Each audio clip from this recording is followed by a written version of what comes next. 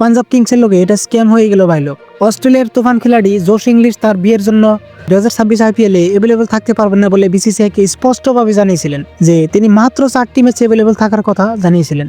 But এখন আবার হঠাৎ করে নতুন করে জোশ ইংলিশের দিক থেকে খবর আসছে যে তিনি নাকি সে এলএসজিতে 8.6 করোড় টাকায় সোল্ড হয়ে যাওয়ার পর সে নাকি তার হানিমুন ক্যান্সেল করতে চলেছে। এমনকি 4 ম্যাচের জায়গায় আরো বেশি ম্যাচ খেলার সম্ভাবনা জানিয়েছে।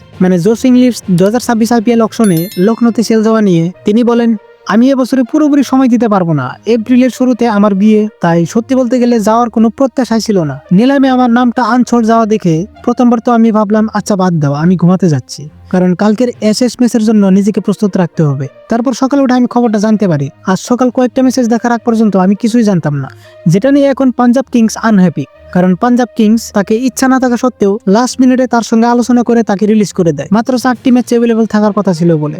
পাঞ্জাব কিংস ইংলিশকে রিটেনশন ডেডলাইন্সের মাত্র 45 মিনিট আগেই বিসিসিআইকে রিলিজ করার কথা জানায়। কিন্তু এখন এই নিউজ দেখে পাঞ্জাব কিংস এটার পুরো তথ্য তাদের হাতে ছিল না বলে জোশ ইংলিশের রিলিজ নিয়ে রেগ্রেট ফিল করছে।